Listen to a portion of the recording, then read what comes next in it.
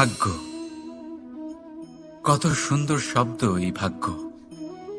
কিন্তু যতটা সুন্দর ঠিক ততটাই রহস্যময় এই শব্দ। কখন কি হবে কেউ জানে না। লোকে বলে যে ভাগ্যে যা লেখা আছে তার চেয়ে বেশি কিছুই পাওয়া যায় না, তার চেয়ে কমও কিছুই পাওয়া যায় না। নিয়তির যা রচনা তা কখনো মোছা যায় না। কিন্তু কেউ এইটা বোঝে না যে নিয়তি আপনার কর্মের দ্বারা বদলায়।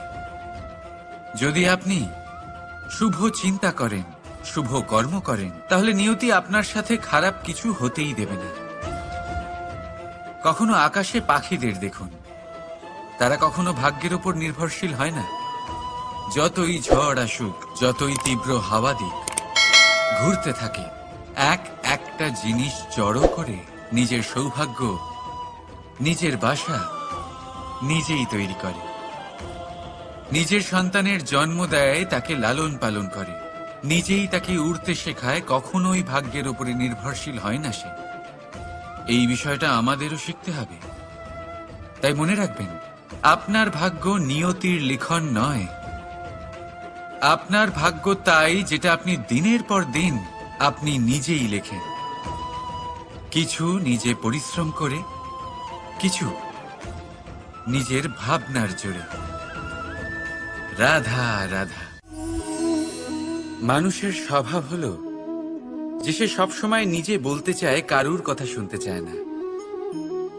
কিন্তু তার এই স্বভাব তাকে এক বিশাল বড় জ্ঞানের থেকে দূরে সরিয়ে রাখে, সামনের মানুষের ব্যক্তিত্বের জ্ঞানের থেকে দূরে।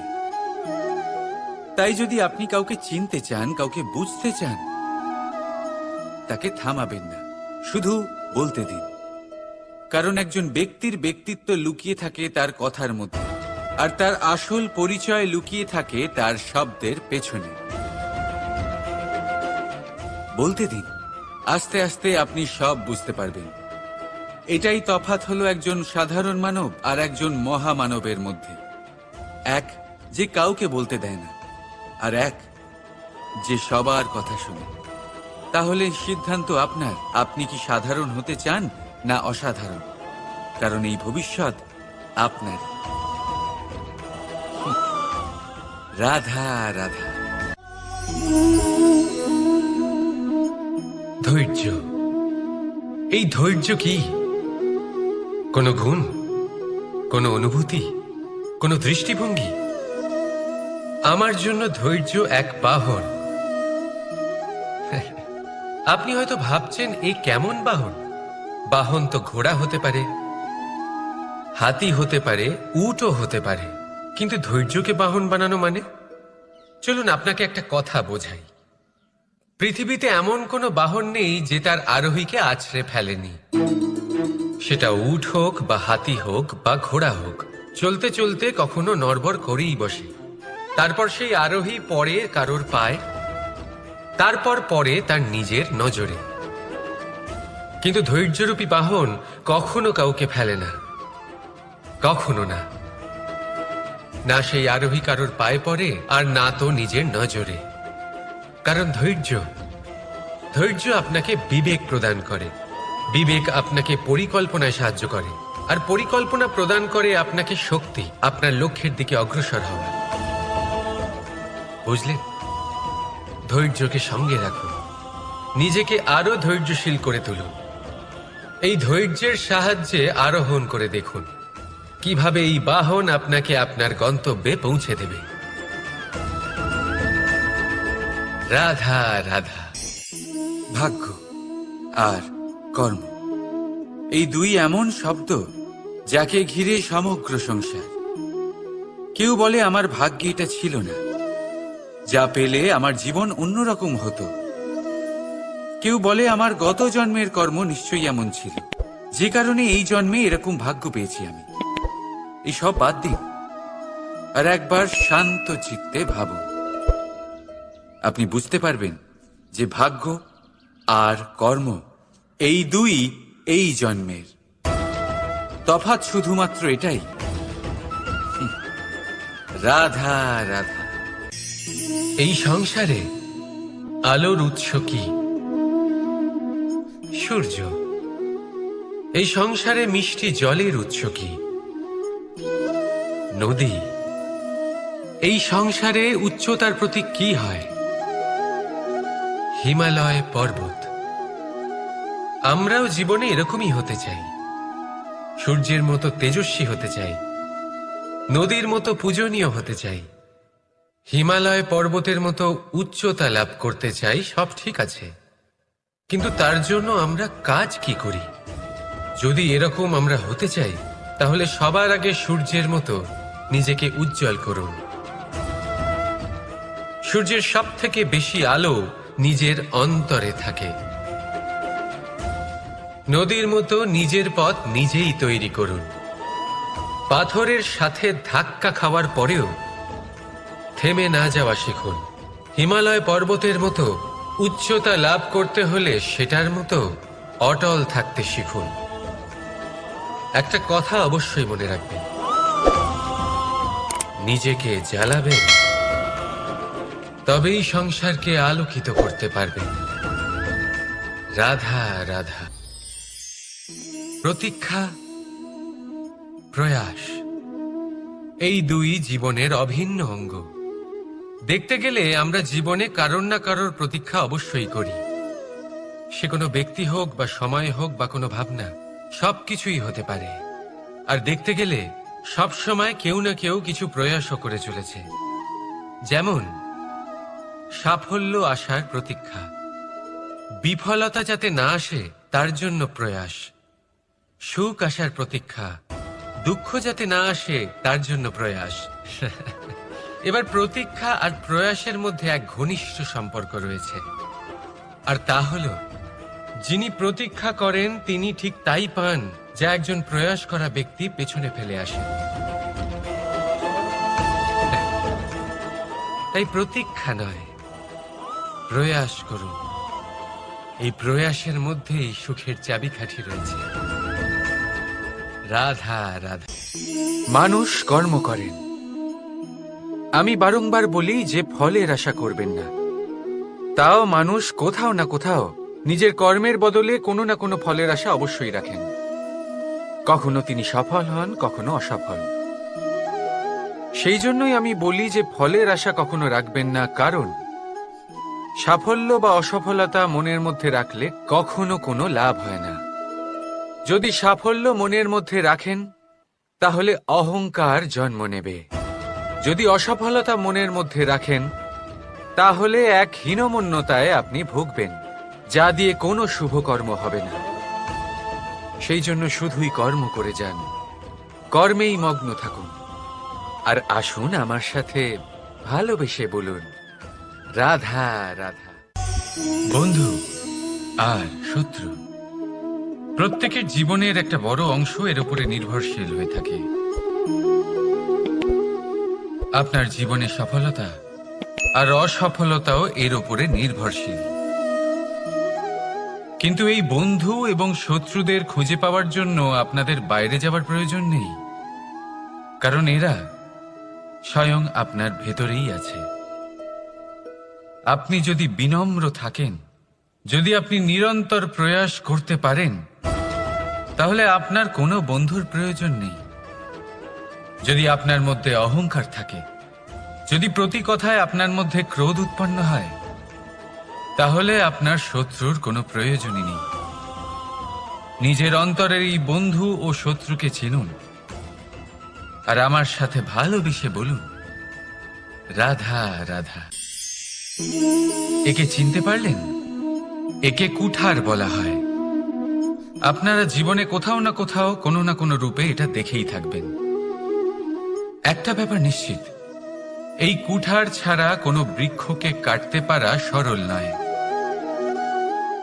এবার আপনি কখনো এটা ভেবেছেন, এই কুঠার, এর এই অংশ, এর মুখটাই যদি না থাকে তাহলে কি হবে? এ শুধুমাত্র কোনো বৃক্ষই নয়, তার কোনো ডালও কাটতে সক্ষম হবে না। এবারে ভাবুন, এই শুকনো কাঠের হাতল এ আমরা কোত্থেকে পেলাম? কোনো এক বৃক্ষ থেকেই। সেই ডাল যাকে কেটে ফেলা হয়েছিল, এক বৃক্ষকে কাটার জন্য এই ডালই শস্ত্ররূপে প্রস্তুত। আমাদের জীবনে আমাদের প্রিয়জন, আমাদের আপনজন যখন সময় কখনো কখনো তাদের সঙ্গ না দেয়, যদি তারা দৈন্য দশায় থাকেন, তাহলে তাদের সঙ্গ কখনো ছাড়বেন না। ওনাদের প্রয়োজন শুধুমাত্র মনোবল। তা তাদের দিন। তাদের সাহায্য করা আপনার কর্তব্য। হয়তো তাদের সাথে থেকে আপনার কোনো লাভ হবে না, কিন্তু তাদের দূরে থাকাতে আপনার ক্ষতি অবশ্যই হতে পারে। সর্বদা সাহায্য করুন। সঠিক সময় আসলে তা আপনার সহায়ক অবশ্যই হবে। রাধা রাধা। আমাদের মধ্যে বেশিরভাগ মানুষেরই এই অভিযোগ থাকে যে মানুষ তখনই আমাদের স্মরণ করেন যখন সেই সময় আসে যখন আমাদেরকে প্রয়োজন হয়, যখন কোনো কাজ থাকে। যখনই এই সময় পেরিয়ে যায়, তাদের কার্যসিদ্ধি হয়ে যায়, তারা আমাদের থেকে দূরে চলে যান, ভুলে যান আমাদের। এবার এই বিষয়ে ভেবে খারাপ অবশ্যই লাগে। এই পরিস্থিতিকেই অন্য এক দৃষ্টিভঙ্গি দিয়ে দেখার চেষ্টা করুন। মনে রাখবেন, মানুষ প্রদীপের সন্ধান তখনই করেন যখন তার জীবনে অন্ধকার থাকে। আপনি প্রসন্ন হয়ে উঠুন, কারণ আপনার কাছে সেই সুযোগ আছে যে কারোর জীবনে প্রকাশের কিরণ আনতে পারছেন, কাউকে সঠিক পথ দেখাতে পারছেন, কারোর সহযোগিতা করতে পারছেন, এই পুণ্য অর্জন করতে পারছেন। কারোর থেকে কোনো আশা রাখার দরকার নেই।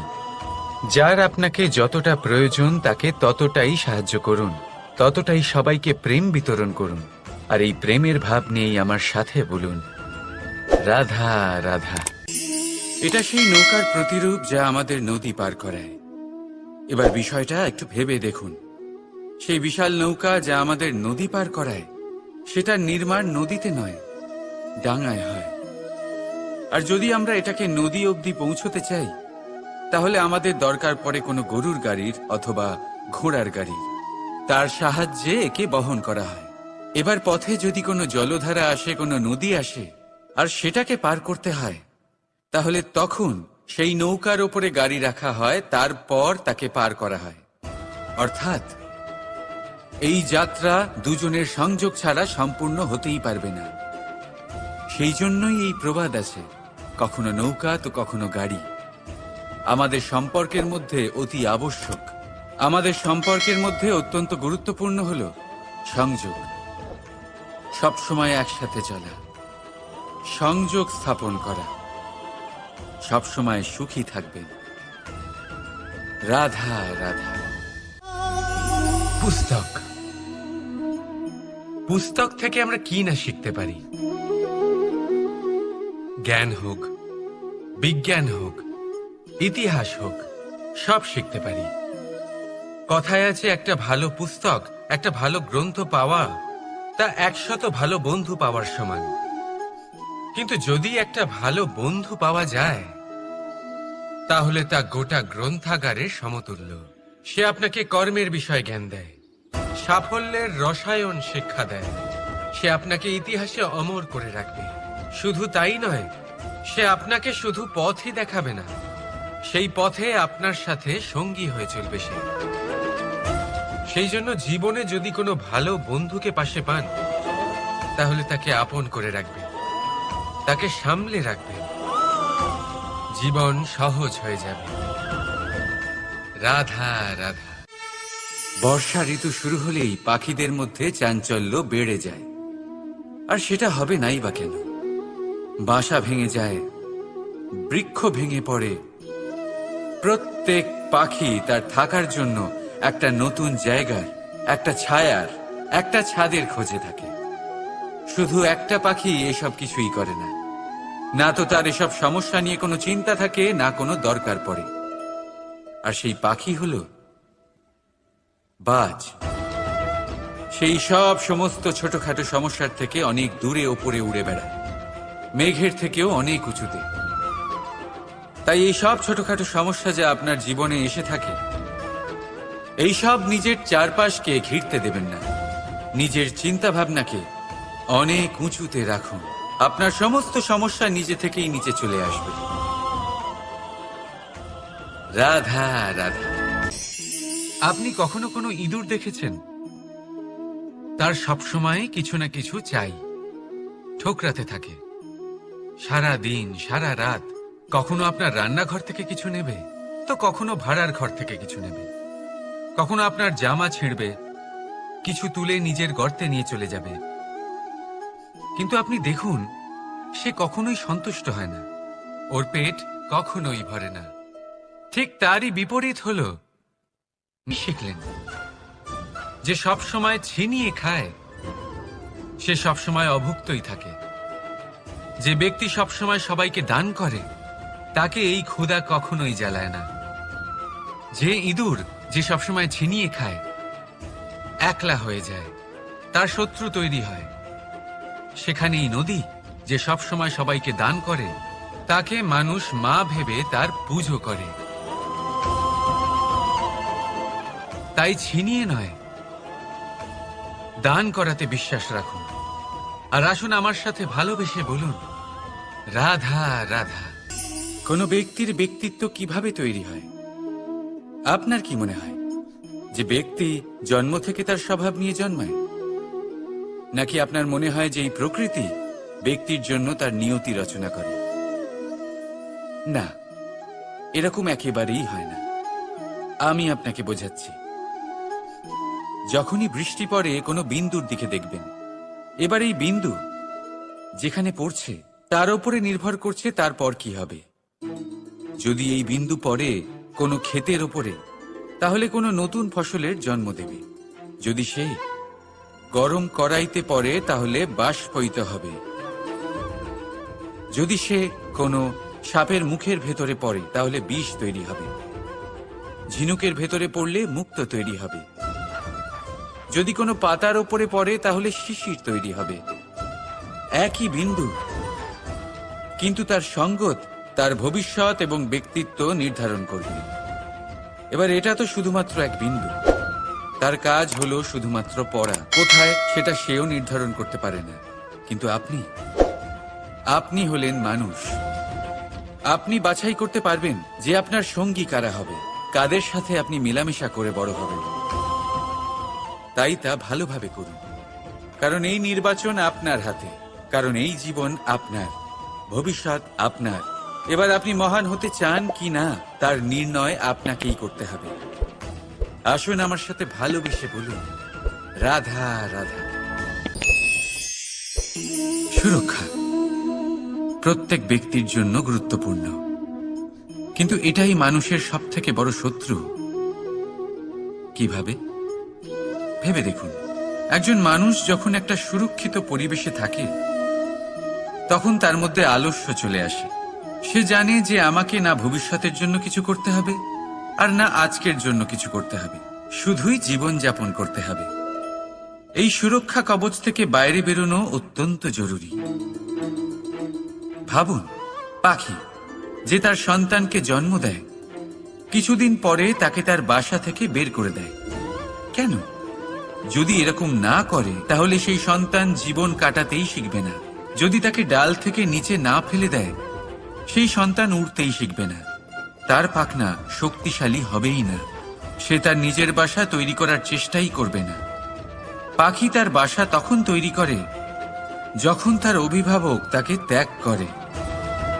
মনে রাখবেন, আপনি সুরক্ষা কবচের বাইরে বেরোলে বিপদ অবশ্যই আসবে, যার জন্য আপনি সতর্ক হবেন, তার মোকাবিলা করবেন, শক্তিশালী হবেন। এবার সেই বিপদ যাতে আর না আসে সেই জন্য আপনি পরিকল্পনা করবেন। তাই যদি আপনি নিজের বিকাশ চান, তাহলে যখনই আপনার মনে হবে যে আপনি একটা সুরক্ষিত পরিবেশে রয়েছেন, সুরক্ষিত কবচের মধ্যে রয়েছেন, তখন সেখান থেকে বাইরে বেরোন। সেখানেই পাবেন আপনার বিকাশ। রাধা রাধা। এই উই ধরা গাছের গুড়ি দেখতে পাচ্ছেন আপনারা? কোনো এক সময় এটা একটা সুগঠিত কাণ্ড ছিল। কোনো একদিন এক সুদূর বন থেকে একটি উই পোকা এখানে আসে, এতে বাসা বানায়। এই গাছের গুড়ি তখন কোনো প্রতিবাদ করেনি। তারপর দেখতে দেখতে সময়ের সাথে আরো উই এখানে জমাট বাঁধে আর ক্রমাগত তাদের সংখ্যা বাড়তে থাকে। আর দেখতে দেখতেই এই কাঠের ঘুড়ি আর প্রতিবাদ করার মতো অবস্থাতেই থাকে না, নিজেই এক শুকনো কাঠে পরিণত হয়। কিছু বুঝতে পারলেন? অসৎ সঙ্গ, অসৎ অভ্যাস সময় থাকতে থাকতে বন্ধ করে দিন। আর যদি এরম না হয়, এ আপনার জীবন চক্র স্তব্ধ করে দেবে। রাধা রাধা। এই পাত্র দেখছেন আপনারা, কি সুন্দর এটা। জলকে শীতল রাখে আর ঘরকে সুন্দর। এবারে ভাবুন, যদি এই পাত্র আমার হাত থেকে পড়ে যায় তাহলে? ভেঙে গেল, তাই না? এবার এবার কি হবে? আপনি বলবেন সহজ ব্যাপার, আরো একটা পাত্র কিনে নাও, এক মুদ্রায় পেয়ে যাবে। এই পাত্রের বাস্তবিক মূল্য আপনি যদি জানতে চান, তাহলে সেই কুম্ভকারকে জিজ্ঞাসা করুন, যিনি এই পাত্র বানিয়েছেন। কতটা পরিশ্রম করতে হয়েছে ওনাকে তা জিজ্ঞেস করুন।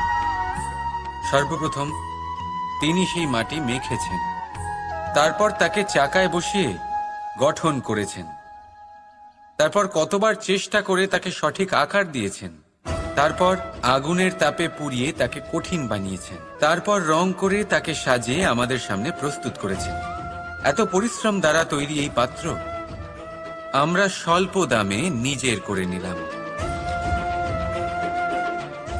এটাই হয় পরিবারের সাথেও। অনেক সময় মানুষ আবেগের বশে, স্বার্থের কারণে এই পরিবারকে ভেঙে ফেলে। কখনো ভেবেছেন সেই মাতা পিতার বিষয়, যারা সেই পরিবারকে গড়ে তুলেছেন, তাকে আগলে রেখেছেন, পালন পোষণ করেছেন? কখনো ভেবেছেন সেই বিষয়ে? ভবিষ্যতে যদি কখনো এরকম কোনো চিন্তাধারা মাথায় আসে, এমন কোনো ভাবনা আসে যার কারণে আপনি পরিবারকে ভাঙতে চলেছেন, নিজেকে আটকে নিন। নিজেকে মনে করান সেই মাতা পিতার বিষয়ে, ওনাদের পরিশ্রমের বিষয়, ওনাদের ধৈর্যের বিষয়, তাদের প্রেমের বিষয়। আপনার আশা আবেগ, আপনার স্বার্থসিদ্ধি, এই সব কিছু তার সামনে খুবই ছোট মনে হবে। রাধা রাধা।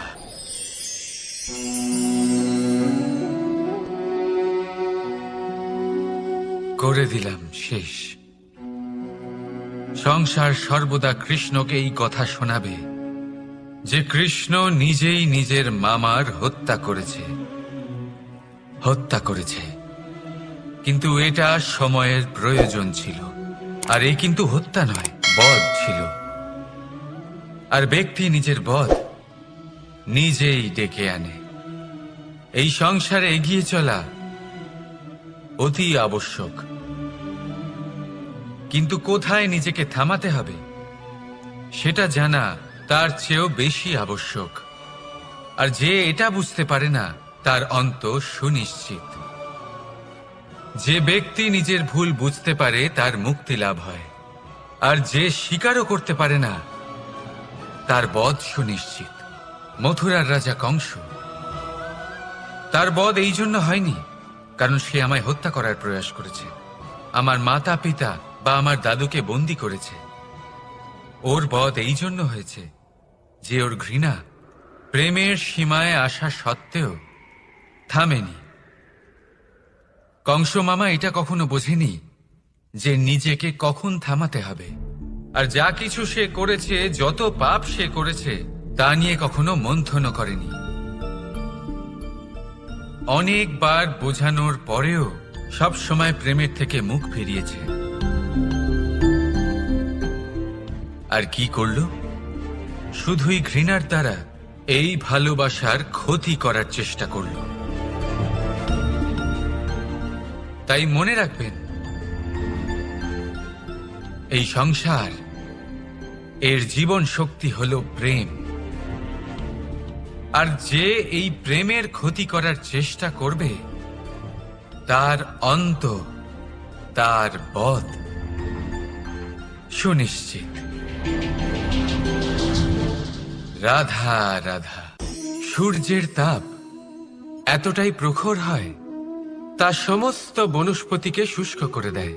পুকুর হোক, নদী হোক, সরোবর হোক, সমস্ত শুষ্ক হয়ে যায়। কিন্তু আপনি কখনো শুনেছেন সূর্যের তাপে সমুদ্র শুকিয়ে গেছে? এমন কখনোই হয় না। আর এর পেছনেই লুকিয়ে রয়েছে এক অমূল্য জীবনের শিক্ষা। সমুদ্রের মতো নিজেকে ধৈর্যশীল করে তুললে, নিজেকে সংযমী করে তুললে, সূর্যের তাপ আপনার কোনো ক্ষতি করতে পারবে না। আপনার অন্তর থেকে সেই তাপ বাষ্পায়িত হয়ে মেঘ তৈরি হয়ে সূর্যকে ঢেকে দেবে, আর তারপর হবে শুধু সাফল্যের বৃষ্টি। তাহলে আসুন আর আমার সাথে ধৈর্যের সাথে বলুন, রাধা রাধা। মানুষ অসুস্থ কেন হন? শারীরিক দুর্বলতার কারণে? না, মানুষ অসুস্থ হন তার মানসিকতার কারণে, তার বিবেকের কারণে, তার কর্মের কারণে, তার ক্রোধের কারণে। আর যখন কেউ সুস্থ হন, ঠিক হয়ে যান, তার মানে এটা নয় যে শুধু ওষুধের জন্য তিনি সুস্থ হয়েছেন। না, এটা কারোর তার প্রতি প্রেমের প্রভাব, বিশ্বাসের প্রভাব, সম্বলের প্রভাব। শুধুমাত্র ওষুধ দিয়ে কিছুই হয় না। যদি মনে প্রেম থাকে, বিবেক থাকে, বিশ্বাস থাকে, সম্বল থাকে, তবেই সেই ওষুধ কাজ করতে পারে। তাই মনে রাখবেন, এই জীবন হলো অত্যন্ত ছোট। মনে প্রেম ভাব রাখুন, মিত্রতা করুন, শত্রুতা নয়। ভালোবাসুন, বিদ্বেষ নয়। আর এই ভালোবাসার সাথেই বলুন, রাধা রাধা। মানুষ জীবনে সব সময় চিন্তা করে, ভাবতে থাকে যে তার জীবনে কতই না সমস্যা।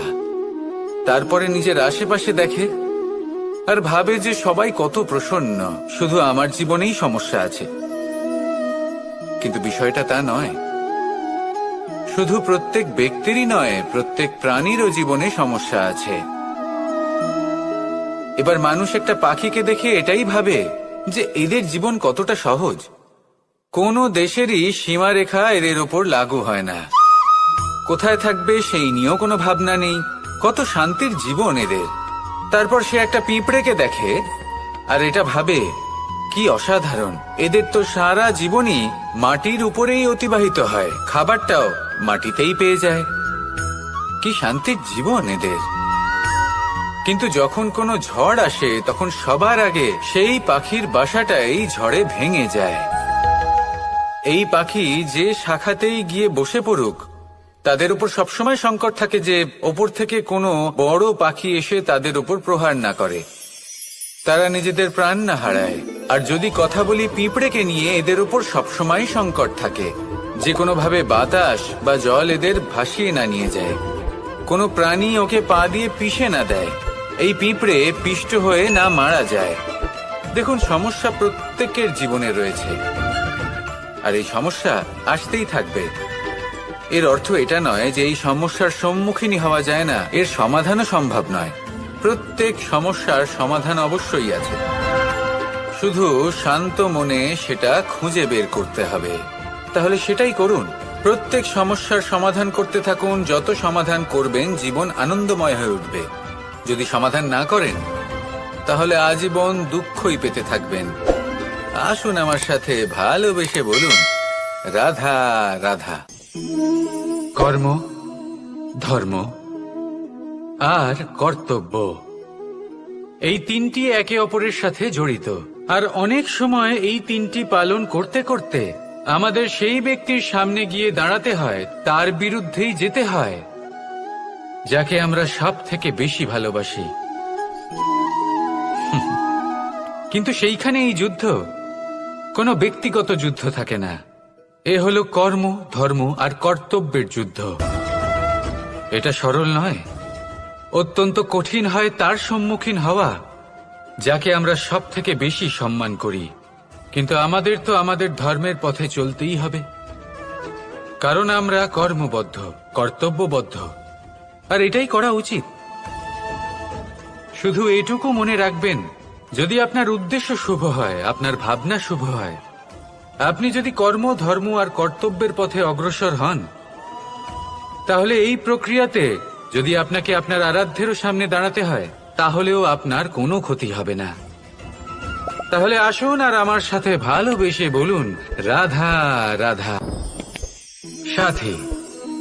সাথী এই শব্দটির ব্যাখ্যা কে কিভাবে করে? মিত্র, সখা, বন্ধু। কিন্তু অর্থ একটাই, তিনি যিনি আপনার সঙ্গী হন আর তিনি যার সাথী আপনি হন। এবার সব থেকে বড় প্রশ্ন হলো এটাই যে তিনি কে হতে পারেন যাকে আপনি আপনার সাথী বলে মেনে নিতে পারেন, নিজের সখা, নিজের মিত্র, নিজের বন্ধু মেনে নিতে পারেন। আপনার সাথী হলেন তিনি যিনি দুঃখের সময় আপনার পাশে থাকবেন, আপনার হাত ধরে থাকবেন। আপনার সাথী হলেন তিনি যার হাত আপনি নিজের সুখের দিনে ধরে থাকবেন। সেই সাথীরই হাত ধরুন যিনি দুঃখে সবসময় আপনাকে সাহায্য করার জন্য তৎপর হয়ে থাকেন, আপনার পাশে থাকেন, আর যাকে সুখের দিনে আপনি আপনার সাথে রাখতে পারেন। আর যখন আপনার সাথে আপনার এই সাথী থাকবে, তখন আপনি এটা বুঝবেন যে যখন জীবনে দুঃখ আসে, তখন এই দুঃখ কমে যায়, সবার মধ্যে ভাগ হয়ে যায়। আর যদি তখন সুখ আসে, তাহলে সেটা সবার উপস্থিতিতে আরো বেড়ে যায়। এটাই হলো প্রেম, এটাই হলো ভালোবাসা, এটাই হলো সঙ্গ, যেমন সম্পর্ক আমার আর রাধার মাঝে। তাহলে আসুন আর আমার সাথে ভালোবেসে বলুন, রাধা রাধা। মানুষ এক অত্যন্ত বিচিত্র প্রাণী। পরিকল্পনা করে, ষড়যন্ত্র করে, প্রচেষ্টা করে, কাউকে পরাজিত করার চেষ্টাও করে। সাপকে একটা দড়ি মনে করে হাতে চেপে ধরার চেষ্টা করে, কিন্তু একটা কথা বুঝতেই পারে না, সময়ের এই সাপ, এটা হাতে চেপে ধরাই যায় না। আর আপনি যা করবেন তা আবার ফিরে আসবে আপনারই সামনে। দেখুন, এতে কিছুই যায় আসে না যে আপনি কুম্ভকারের পুত্র নাকি কৃষ্ণের পুত্র। যদি আপনি অনুচিত কর্ম করেন, তাহলে আপনার সাথেও অনুচিতই হবে। অশুভ কর্ম করলে আপনার সাথেও অশুভই হবে। কুরু বংশ, অত্যন্ত মহান বংশ ছিল এই কুরু বংশ। কি হলো তার সাথে? একটা গোটা বংশ বয়ে গেল, কারণ ওনাদের উদ্দেশ্য অশুভ ছিল। অন্যদিকে 5 জন বনবাসী পাণ্ডব মহাভারত বিজয়ী হলেন, কারণ তাদের উদ্দেশ্য শুভ ছিল। তাই মনে রাখবেন, শুভ অগ্নি প্রজ্বলিত করবেন, শুভ তাপ সঞ্চার হবে। অশুভ অগ্নি প্রজ্বলিত করবেন, নরকেই জ্বলতে হবে। তাহলে আসুন আর আমার সাথে ভালোবেসে বলুন, রাধা রাধা। জীবনে এমন কিছু কাজ রয়েছে যা আপনাকে একাই করতে হয়, আর এমন কিছু কাজ রয়েছে যা আপনাকে একসাথে মিলে করতে হয়, একজোট হয়ে, সঙ্গবদ্ধ হয়ে। এবার সঙ্গবদ্ধ বলতে কি বোঝাতে চাইছি? আমি তাদের কথা বলছি না যারা বাস্তবিকভাবে একে অপরের সাথে কাজ করেন। আমি তাদের কথা বলছি যারা একে অপরের থেকে দূরে থেকেও একে অপরকে বিশ্বাস করেন। আমি আগেও বলেছিলাম, সমস্ত বিশ্বের আশা বিশ্বাসেই বসবাস করে, তাই না? তাই যেখানে সমস্ত বিশ্ব আছে, সমস্ত সংসার আছে, সেইখানেই বিশ্বাস রয়েছে। তাই আপনার আশেপাশে এমন দল সঙ্গবদ্ধ করুন যাদের আপনার উপর বিশ্বাস আছে আর যাদেরকে আপনি বিশ্বাস করতে পারেন। তাহলে আসুন আর আমার সাথে ভালোবেসে বলুন, রাধা রাধা। আমরা যে মানুষকে চাই, যাকে আমরা ভালোবাসি, তাকে একটা উপহার অবশ্যই দিতে চাই। এমন এক উপহার যা ওনার ভালো লাগবে, যা শ্রেষ্ঠ হবে, অতি প্রিয় হবে, বহুমূল্য হবে, বা বলতে পারেন মূল্যবান হবে। তাই আমরা কি করি? আমরা বাজারে যাই, তার জন্য স্বর্ণ, আভূষণ, হিরে, মুক্তো এইসব নিয়ে আসি। কিন্তু এটাই কি সর্বশ্রেষ্ঠ উপহার? কখনোই না। সর্বশ্রেষ্ঠ উপহার হলো স্বাধীনতা, তাকে নিজের মনের মতো বাঁচার স্বাধীনতা। যদি আপনি কাউকে স্বাধীনতা না দিতে পারেন, তাহলে সে কোথাও না কোথাও বন্দী হয়ে যায়, তার বিকাশ কোথাও না কোথাও আটকে যায়।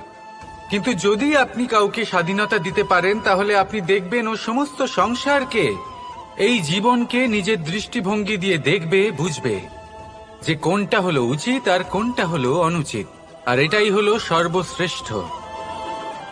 আর এবার যদি কাউকে স্বাধীনতার মাধ্যমে এত বড় একটা শক্তি দিতে পারেন, তাহলে আপনি আমাকে বলুন, এর থেকে বড় উপহার আর কি হতে পারে?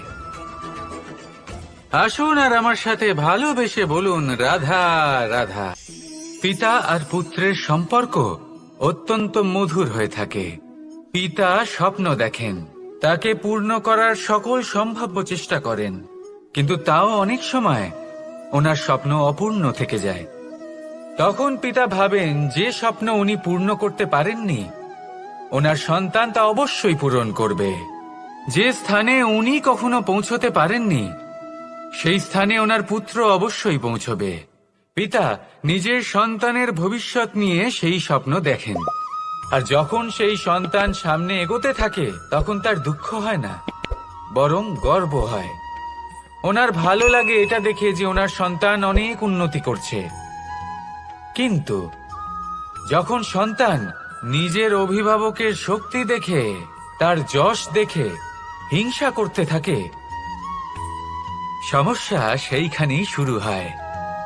সেই জন্য সকল সন্তানকে এটা মনে রাখতে হবে, দেখুন, পুত্র হবার সুবাদে, এক সন্তান হবার সুবাদে, এটা হলো আপনার অধিকার যে আপনি আপনার পিতার থেকে বেশি উন্নতি করবেন।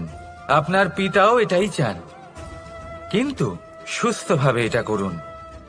একটা রেখা টেনে নিন, যাতে আপনি তাতে এগোতে পারেন আর আপনার পিতার তাতে গর্ববোধ হয়, আর সেই বিষয়ে দুঃখ না হয় যে আমার সন্তান আমাকেই ছোট করার চেষ্টা করছে। ইতিহাস সাক্ষী রয়েছে, যে মানুষ অন্য কাউকে ছোট করার চেষ্টা করেছেন, সেই মানুষই ছোট হয়ে গেছেন। আর আমার মনে হয় না আপনি এটা চান, কারণ কোনো একদিন আপনিও কারোর পিতা হবেন। আসুন আমার সাথে ভালোবেসে বলুন, রাধা রাধা।